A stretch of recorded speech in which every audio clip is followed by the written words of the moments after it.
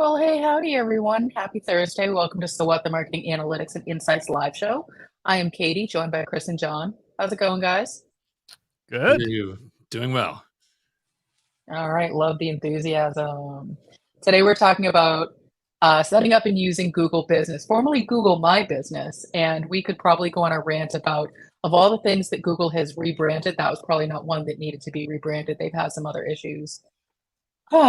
Anyway, so how to set up your Google Business account, which monitoring tools you should be using for reviews, and how to use generative AI to help with analysis. And so this came up because we're looking at, especially for clients, we're looking at what are the other foundational tools. Generative AI is cool, it's shiny object, but there's still some foundational pieces that we need to be thinking about, especially when you're trying to do local search, if you're a B2C, even if you're a B2B. And so we wanted to make sure that we were covering tools like Google Business. So Chris, I'm going to pass it off to you. Yeah. Okay. So let's talk about Google Business. First of all, who can get a Google Business page? You can get a Google Business page if you have a physical business. So meaning there's a physical location, some locus where you are. So I'm going to bring this up because I think this is kind of funny. This is the Google Business Manager page in my Google account. And you'll notice there's three businesses here. There's Boston Martial Arts Center, there's Trust Insights, and there's Marketing Over Coffee. Marketing Over Coffee's page has been suspended. The reason why is because we haven't recorded at that Dunkin' Donuts in Natick in years. And Google Business from time to time does audit and see, is this really there? And we're not really there. So one of the things that would be on our to-do list for that would be to fix it and basically adjust it to John's house because that's where it was. So you need to have a physical locus of business. And when you go in to add a business in Google Business, it will have you go through all of these steps, one of which will be validating that the business is actually there. And part of that process is they will actually send you a physical postcard to that place with a code on it that you have to type in. So that's the other thing, is that Google Business requires you to do that validation, and thus it's not instant. So if you wanted to set up your stuff today and okay, we're launching our business, well, you need to give yourself at least 3 weeks in case the postcard gets lost in the mail and so on and so forth. We ran into this problem with, it was a chain of hardware stores that we were doing some client work with, and they had to get postcards to each of their stores, and each store manager had to find the mail and then hand it off to us so that we could then help them validate it, which was a lot of fun.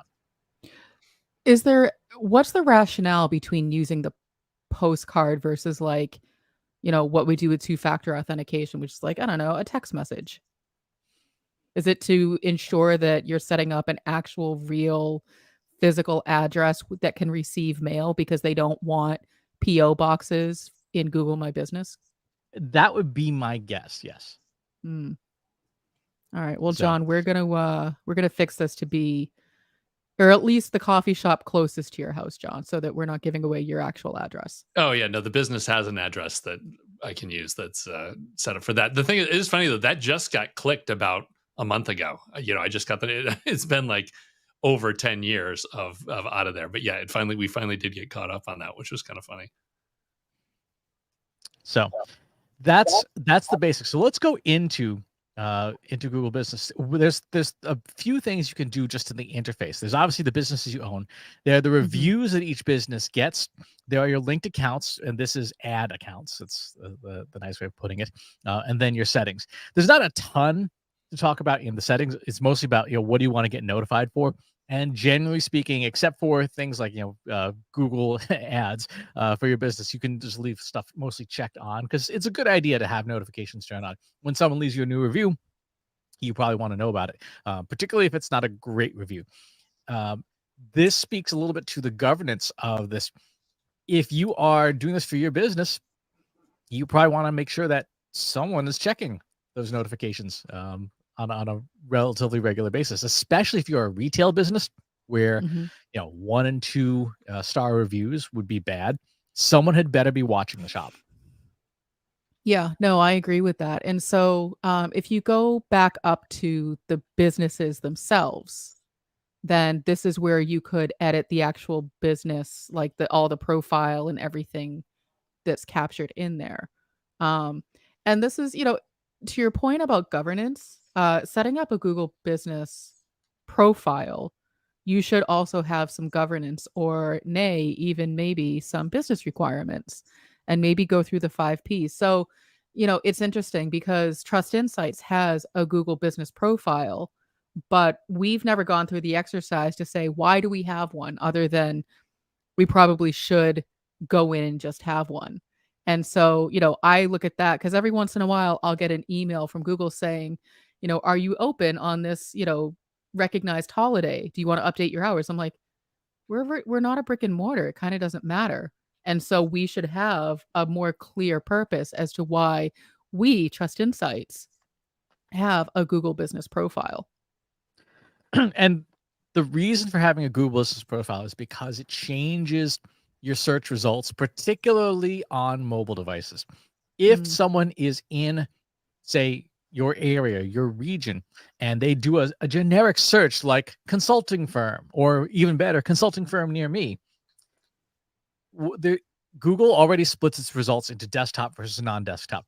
And then if you're on the mobile device, it changes the results even more to say, like, okay, well, let's prefer local things because their understanding is the intent of this device is different. So this device is used for activation, right? If I search for McDonald's on my desktop computer, I might be looking for information. If I search for McDonald's on my phone, I'm probably looking to go to McDonald's. And therefore, the logical intent in Google search results is to say, okay, well, you're here. You just typed in McDonald's. We're going to infer that your intent is you actually want to eat at McDonald's. So let's show you local results as opposed to the Wikipedia entry on it. So to be clear, if you have, a consumer business, it makes sense. But if you have a Google business profile, then that's what powers Google Maps, for instance.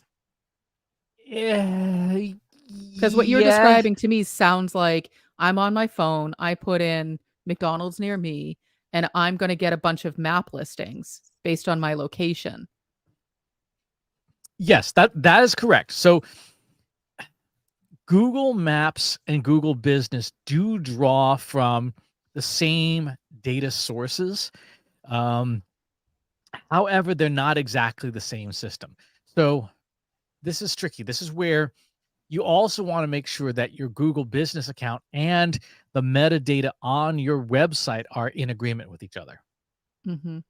So if you have a phone number and it's marked up, telephone in the HTML on your website, and it's different than what's in your Google Business account, Google is going to be like, so which one is it? Which phone number we are going to be showing? And as of like the last few years, they have preferred Google Business. So if you've got an old phone number on your website, and you've got a more up-to-date one in Google Business, at least in search results that like the one box along the side, and in Google Maps, they will tend to prefer what's in Google Business. Okay. So where do I edit all of that stuff in my Trust Insights account, for example? Okay. So assuming that you have access to the Google Business profile, and again, that's something you want to work out with the governance, because one real important thing is if your agency sets up Google Business and then you part ways with your agency, you They own might it. not have access to your Google Business account. Yeah. That's But happened a few times. thankfully, I'm pretty sure we set it up, so we have access Yes. to it. Yes. This is my personal Google account, which is a governance issue unto itself. So this is actually, Yeah, I wasn't going to even go there, but yes, you're right. That's for a different show. that's a different day. Okay, so let's go into the profile and take a look at what's available. So in here, this is stuff that occurs at setup. So you'll get asked these questions, but then you can obviously go through and refine this over time.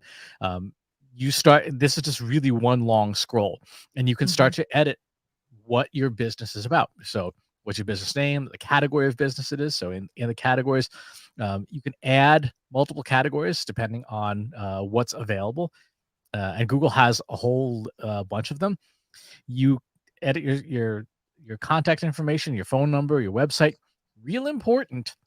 be sure to use UTM tracking codes in your Google Business account, because otherwise it comes in conflated with regular Google search and you can't tell which is Google Business organic traffic and which is regular Google organic traffic. Interesting. Which makes sense that you would want to know, because I assume we're talking about, like, if you're on a desktop and you click, business consulting near me, you would get not only the list of searches, but also the off to the right, those, blocks of text on the side. What we're talking about are those blocks of text on the right side of a search result. And that's what we're controlling. Exactly. And so let's actually bring that up. So we can bring that up. So here in incognito mode, if I put in Trust Insights, this one box comes from Google Business. Got it. Okay. Right. So, and that's what we would want to know if people are clicking on that versus just going through a regular search. Exactly. Okay. If you click on this link, you can see down at the very bottom at the screen, the little black type, there is the UTM tracking code that we have in our Google Business profile. Makes sense. Okay. We have a website. If you have online products, you can use Google Merchant Center to configure that. So if you have like an e-commerce storefront, that would be a way to do that. You have your short name, you have your location, and the areas you have service for. So I have no location because I don't want people showing up at my house. That makes sense. But I would imagine a lot of virtual businesses are the same. Yes, exactly. But could we put something like Boston, Massachusetts, and just have it be that generic, or does it want like an actual address? It wants an actual address. So if I flick this toggle on, show business address to customers, I will be asked for the city, street, zip code, all that stuff. Gotcha. Yeah, so we definitely don't. In our case, we don't want that. Now, if you were like a local restaurant, you absolutely want that. Absolutely. Yeah. Right. So that's why we get the world map when you do that basic search, because there's no point on that map. But yeah, you can see how all the location stuff is driven by that point. Exactly. You set your business hours, any kind of special hours like holidays and things, that whether you observe them and so on and so forth. And then you can add also the different features. What kinds of do you have happy hour? Do you have pickup? Do you have senior hours? Again, these are not things that we have to typically worry about, but they are certainly things where if you were like a retail business, like a brick and mortar store, you absolutely want to do this. Well, yeah, that is all food service all the time. That's basically the Yelp killer that they're going with. Exactly. You have more from the business. You can add in, for example, do you identify as a women-owned business? One real important thing about these toggles, they cannot be undone. The moment you tap one of these, you must stick with a choice of either yes or no. Why is that? I don't know why Google does that.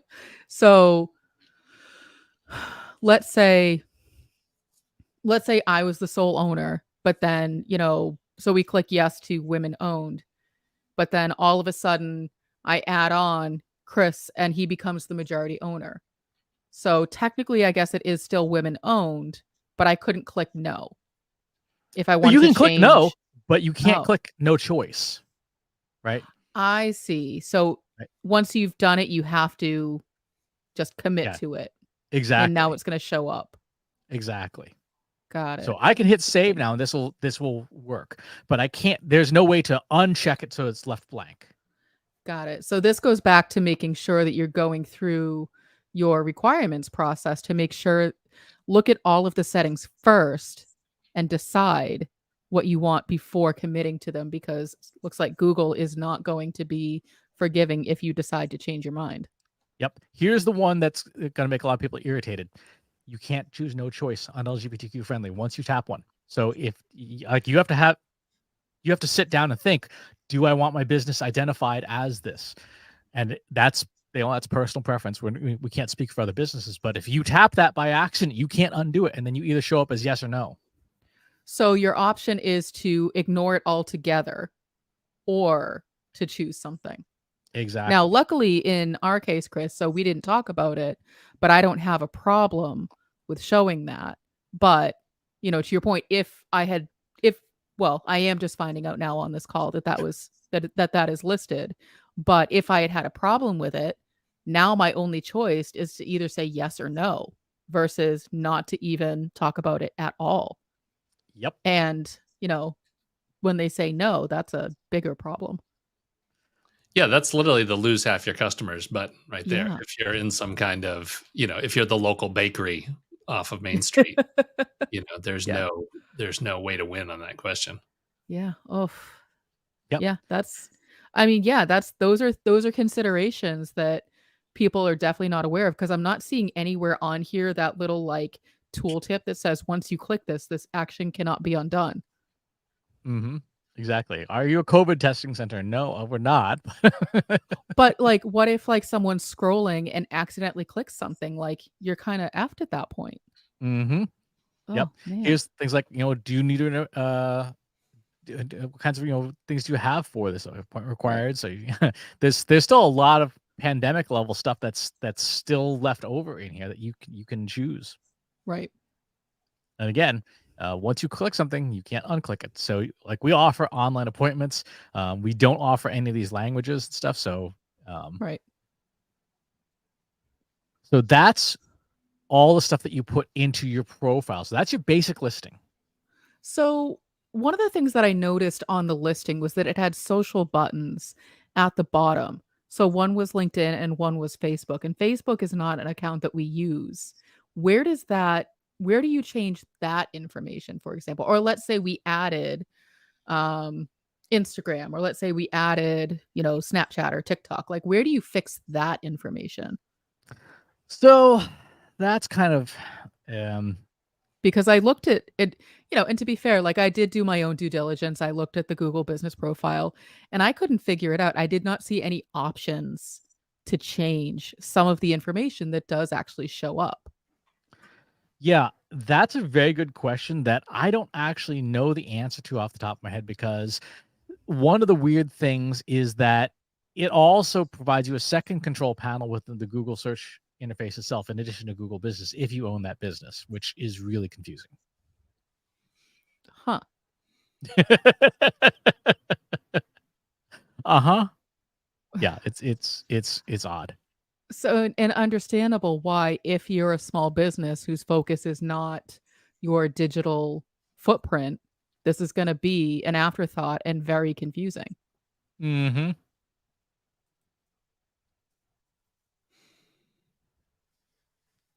Hmm. And so it looks like we can add pictures, which, the pictures we would add would be, I guess, of us speaking. I don't know. Like, Yeah, so you again, can do a bunch of different stuff. Actually, I'm just curious here. Now I actually want to see, how do we to manage our contact information somewhere? We can't in there's website, there's the phone number, which is US. There's something that's been deprecated, which is not helpful. hmm, Well, the photos, that would be classic. Again, restaurant stuff, it would be the front of the store and one of the menu, right? I mean, that Yeah. would be the easy Yeah. ones there. Yeah. So the things you can do, you can add photos to your listing, obviously, and then you can also do posts. So you can share content on there, like an update. So, for example, if you want to book now, order online, buy it, sign up now, call now.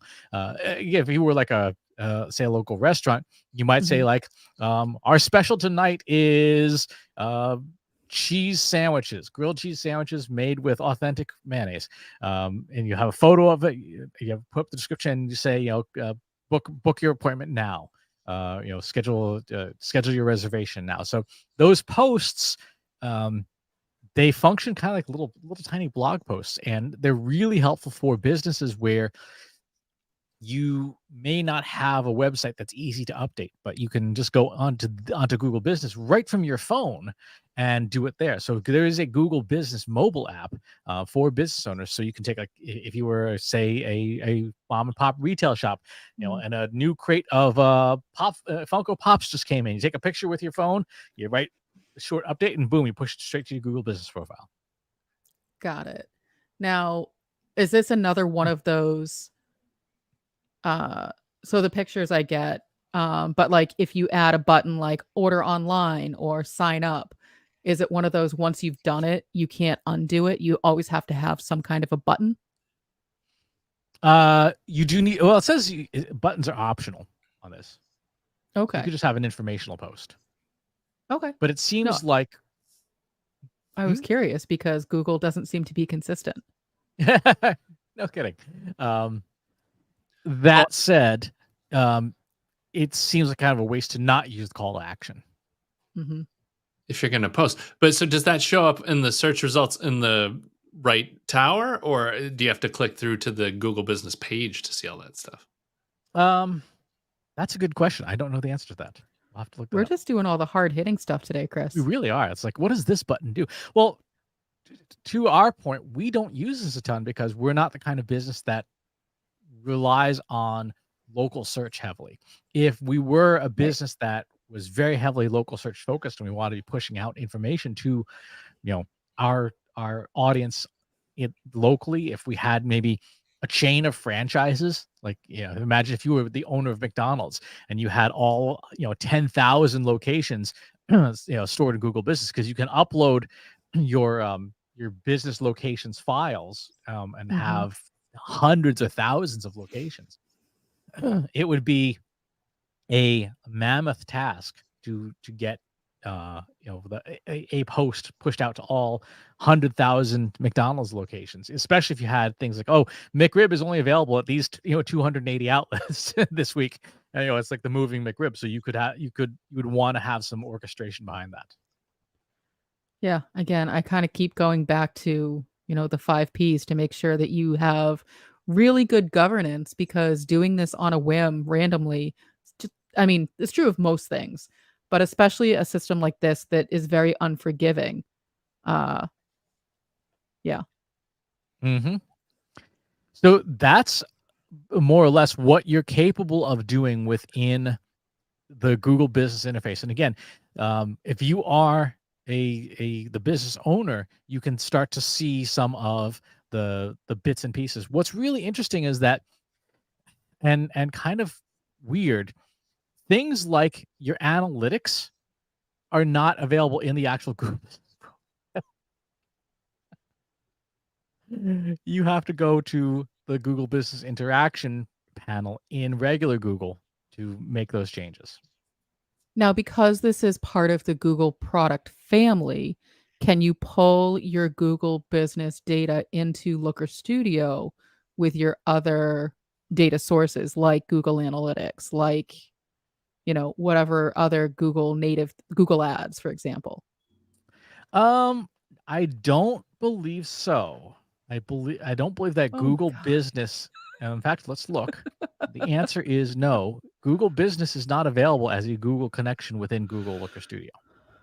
Yeah, well, even are there any stats of any kind in there? I don't know if there's anything at all. It turns out Google Business is available from third-party vendors in Looker Studio. Way to be consistent, Google.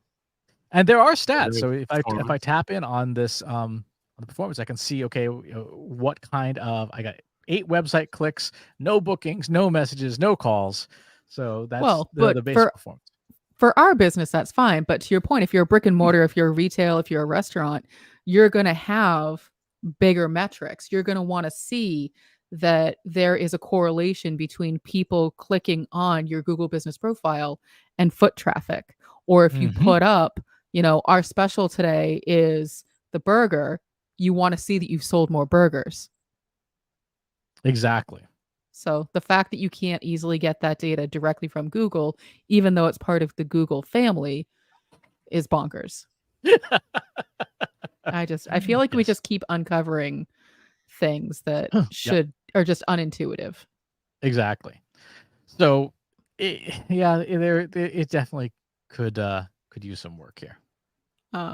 Well, Brian saying our medical center uses Google Business Lot. Some great tips in here. So thank you. So Brian, I'm glad that even though there's some things that we haven't been able to figure out, that we've been helping you figure out. But a medical center, it makes a lot of sense because those are all brick and mortars. People want to know, emergency services near me or outpatient or whatever the thing is.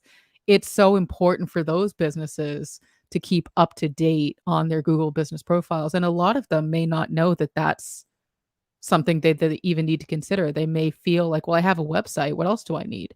Hmm. I remember when we worked at the agency, the question that came up a lot, especially when it came to search results, was how do I get that box on the right side to show up?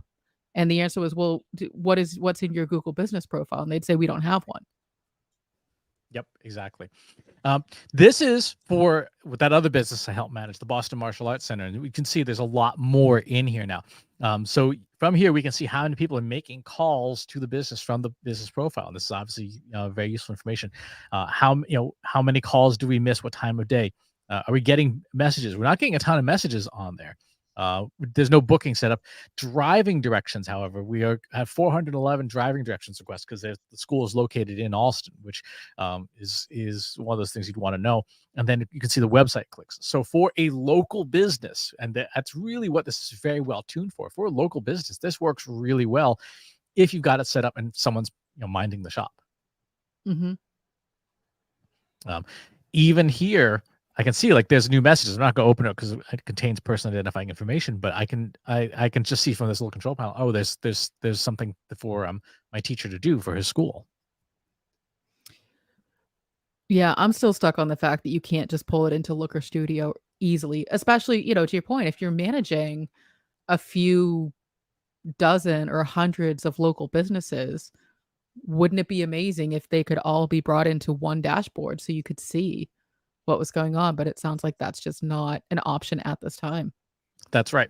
Now, at least not within the interface itself. What you can do is there is third-party software that can integrate, particularly Agorapulse. So Agorapulse, which we talked about in the social media monitoring show, you can add your Google business profile to this, and then you can use the social inbox, at least for notifications, like, hey, someone reached out about this. And again, for the Trust Insight side, there's nothing for us to do here, but your reviews will come in here and your messages can come in here. So people leaving new reviews and people leaving messages like, hey, are you open on this day? What about, so obviously Google reviews is one place where people leave reviews and ask questions, but what about services like Yelp or TripAdvisor? Do those reviews also come into Agorapulse, or are there other third-party tools that we could be using to capture that information? Because if you have a local business and if you have a Google business account, the likelihood of you wanting to know what people are doing in reviews is pretty high. Yep. It depends on what services. So there's a whole bunch of different companies out there that can do this. So Agorapulse has Google Business. If you're familiar with the Brand24 software, this is from a Polish company called Brand24. They support TripAdvisor, Yelp, Booking, and Booking.com in their software, along with LinkedIn. And then sort of the granddaddy of them all is a company called Yext, and Yext can talk to pretty much every system that exists and allows you to sort of centralize all of that information. We actually use it for one of our clients. We obviously can't show it because it's client data, but it is probably the most comprehensive system for managing the locations and posting content to the locations and handling the reviews.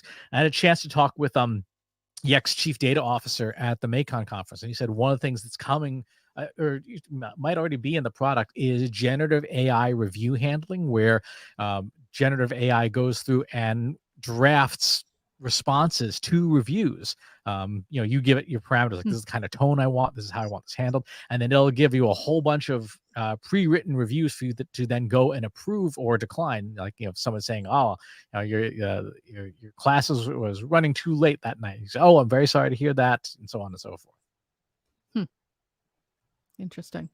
Mm-hmm. What does that mean for, there's a lot of people who are going to be resistant to that, be saying like, that's not human enough. Like, that'll be an interesting, I think we covered that a couple of weeks ago on a different show, but that'll really be interesting to see. It sounds a lot like the way that you train a chatbot, where you say, these are the acceptable responses. These are the ones that we don't want you to use. So it sounds like it's very much along those lines. Very much so, yes. And again, it does drafts. It does not do it for you. A human still has to push the button to say yes, this review response is approved. It's the machines are not going to go start responding to reviews on your behalf solely, because that could just end real badly. Yeah, we've seen what happens when unsupervised machines just kind of start talking and talking. It's not a good idea. Yes, it really is not. How about on the ad side of that? Is that the normal AdWords accounts, or is that different? Are you actually able to do sponsored business page and jump the queue? Is that how that works? The ads are regular Google ads. Oh, okay. So that's good. So you don't have Right. a second thing to worry about there. Exactly. In fact, you link right into your Google Ads account.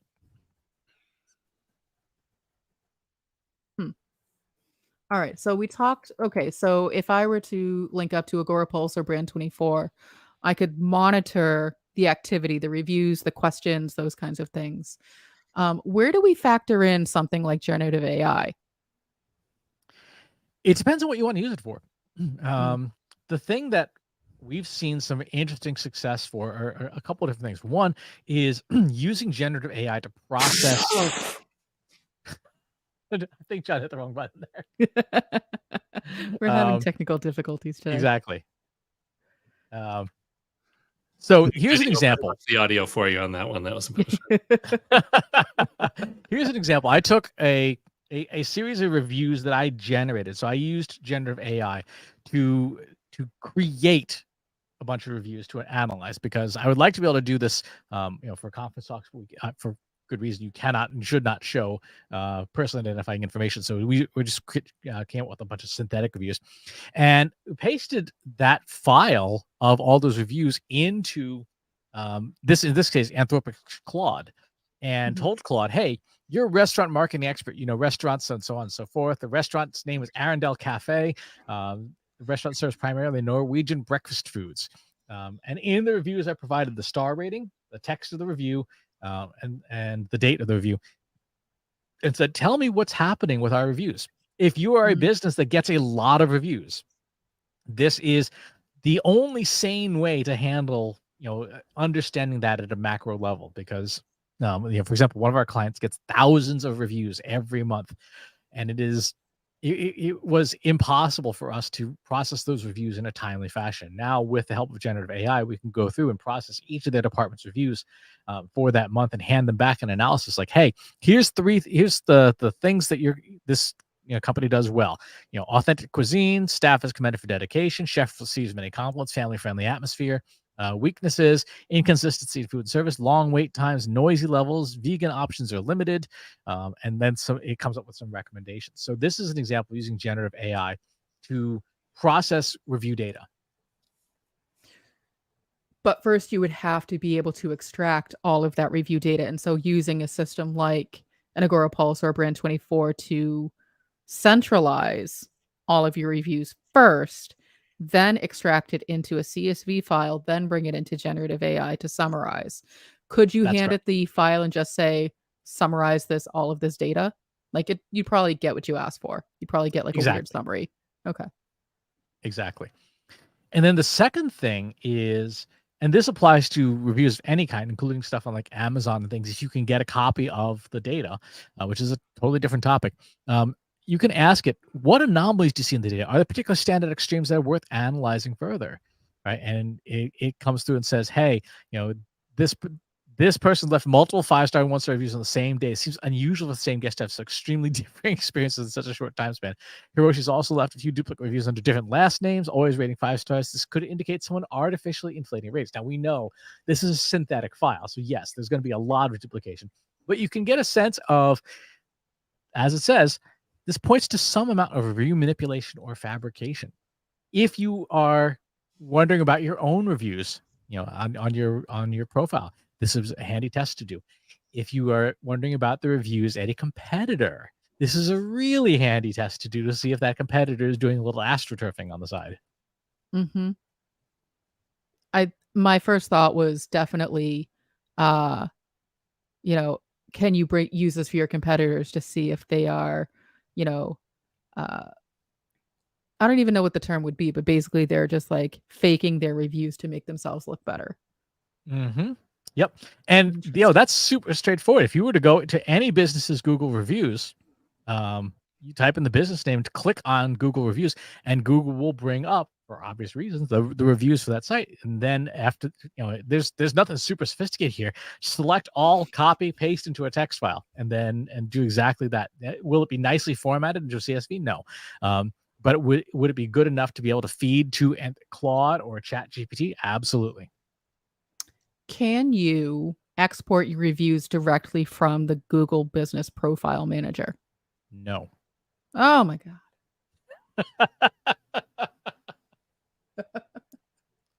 So is this like the forgotten product by Google?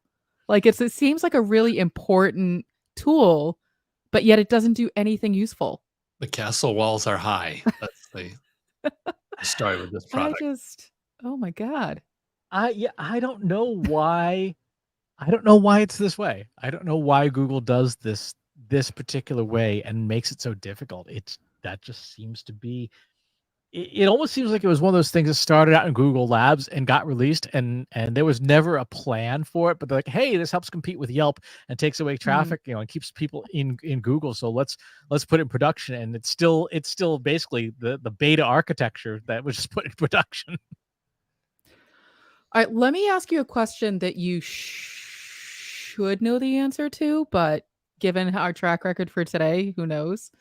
Obviously, people want to use Google Business for really important things like local SEO. So if you're setting up a Google Business profile and you are editing the profile, what are some of the fields that are the most important to factor in for better results for local SEO? The services fields. The Okay. product and services fields within your Google Business listing are going to strongly dictate how your listing performs, because you want to have the services available that are reflective of what you offer, obviously, but also what people search for, right? So kids martial arts, or kids classes and stuff like that. There's a whole bunch of We can't see your screen, Chris. Oh, whoops. So there's a whole bunch of keywords and categories and services that you'd want to configure in your Google Business location that reflects what you want to be a specific product, but it's also your vertical. So you can see here in my teacher's martial arts school listing, we practice Bujinkan Budo Taijutsu. There are like 5 people on the planet search for that. So we have a bunch of other martial art names and practices in the listing to attract people who are looking for, in some cases, they're just looking for a martial arts class. They're looking for a self-defense class. They're just looking for a fitness class of some kind. And so having a bunch of these different terms in the listing will pop up when someone's doing a local business search. So you, above and beyond the obvious basics, you want to make sure that you have your profile completely filled out.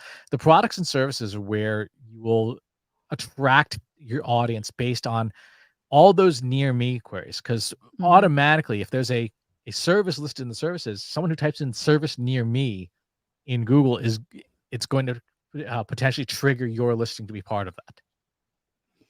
So it sounds like when teams are putting together their SEO strategies, they should also be factoring in their local SEO, their Google Business Profile. I mean, it occurs to me that what we would probably do is first look in Google Search Console to see how people are finding Trust Insights, and then include the relevant keywords into the services of our Google Business Profile, with the hope that when they're searching for those things, they're finding our Google Business Profile easier, clicking, calling John Wall. John Wall is saying, hey, let's make a deal. And then we'll all go away rich and happy. Exactly. Is that the basic process? Yeah, it is 100% the basic process. You're looking to try to look at that volume in the SEO tool of your choice, right? Take your existing keyword list, take your top terms. Particularly, here's the thing about local SEO that's really cool. A term that broadly you would have no chance of ranking for, you can potentially rank for it easier in local search because of the way Google Business works. So if you want to say like AI consulting firm, there's a lot of them. right? If you want to say Mhm. Google Analytics consulting firm, there's a lot of them. You're probably not going to rank in desktop search for Google Analytics consulting firm, right? It's just probably not going to happen. You put Google Analytics in your local thing, and someone who is on their phone, which is now the dominant form of internet usage, and does a search for Google Analytics consulting, because there's a local listing, you will get some more advantage than just having a website and no Google business profile. Got it. And so is there a limit to how many? So it's interesting because you wanna make sure that you're actually including services and not just keywords. So a lot of times we'll do variations of keywords, long tail keywords, but things that also aren't grammatically correct. So I would imagine that we wanna make sure that we are including things that we are okay with users seeing, so no jumble of words that are sort of just keywords, but actual services that they would be able to see. And can we order these once they're in there, or they go in as they've been added? Like, in terms of order, like, you can't reorder them, they are just as you added them in? They're as you add them, they're just all in there. Ay, yeah, Google, you're killing me here. And you can specify with those services, like, what's your pricing and things like that if you wanted to list that. By having a service description, does that continue to help with the search It can, results? yes. Okay. I'm It making a can. mental to-do list for myself. Yep. Yeah, and you can have up to 300 characters for that. Okay. Um, Hmm. and then, of course, you have products as well. So if you have product that you offer, you could put that in here. Like courses. Exactly. So what kind of category is it? So let's create a new category. Online course. Let's put Google Analytics for marketers. Mhm. Our price is $4.99. And then I need our oops. Let's put But yeah, our that's exactly the kind of thing I was thinking as I'm getting more educated on what's possible, then having these calls to action right within the search listing makes, intuitive sense. So why wouldn't we have our courses listed right away rather than having someone go to our website, find out that we have courses? Like if they're looking for a course, they're going to find it right there and then. Yep. There's again with all these things, there's so many different things that you can do within this system. So here is we've now got our product here. And so there it is. So we could go through and add in more and more and more of these things. That's fantastic. Mhm. I love it. Finally, a win in the Google column. It only took 43 minutes. But even something like the bookings tab, Mhm. we could put John's calendar appointment in here. Mhm. If we wanted people to call John. Now we have the contact page here, which I think is perfectly fine for right now, but you could have bookings right in there. And again, for like my teacher's martial arts school, if you want to have come in and try a free class, that's the place to put it. If even events and things, you could put stuff like that, in as events. So if you have happy hour at a restaurant, you might want to have that available. Now there's actually a special happy hour button in the primary listing itself. But if you want to have some kind of special thing, if you want to do, if you have users asking questions, they can ask right from your one box listing, ask a question of this business. Which makes sense. Yeah. I mean, so I feel like, again, going back to your governance and having some semblance of requirements, that's Google Business can be a really powerful tool in addition to your website. And so making sure you're going through the 5P framework, even at a high level, to really understand why you should be using Google Business, what you want to do with it, how you're going to maintain it. Because once you set it up, it's like anything else, it needs some maintenance. I've lost track of how many times like you look for a restaurant and the information's just out of date. The hours are out of date, the events are out of date, and it's a real turnoff for as a user experience because it's that whole you never get a second chance to make a first impression. This is a first impression tool. This is where you make that first impression. And if it's not set up correctly and then not maintained, then you are definitely losing on business that you didn't know was possible. Exactly. So yeah, it's a very powerful, and it's if you, the local business rabbit hole is a deep one, because now you have Apple Maps and Apple Business Listings. You have Yelp, you have TripAdvisor, you have all these places. So that's where it starts to make sense to look at enterprise style tools like Yext, because do you really want to maintain? There are 74 different location-based services that you can have a listing for. That's a lot to maintain. So you may want to have software assisting with that. Or a John Wall. Dude, you've got to have governance for this, though, because as we've clearly seen here, you cannot count on the UI to be something that's going to show you the 5 things in an order that you have to work on.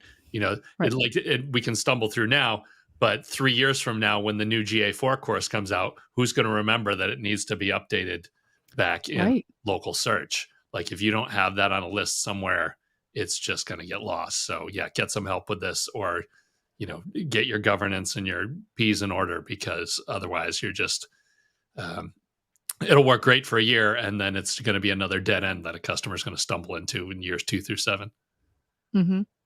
And, Chris, to your point, much earlier in the episode, if you are having an agency like Trust Insights help you set these things up, make sure as part of that governance, who's owning the instance. Because if you have an agency set it up and then they walk away or you part ways, that agency still owns the instance. And that could be incredibly dangerous for everybody. Yeah, just asking about how many Google Analytics accounts I still have access to over a decade later after we stopped working with those companies. Yeah, it's not like we've had clients come to us and say, oh, there's 4 different versions of GA and I can't get into any of them, right? I don't know who set that up. That was before my time. Yeah. There's a lot of that. All right. Any final parting words? Get it together, Google. Make it native like the other apps in your collection. I don't know. I have a lot of frustrations.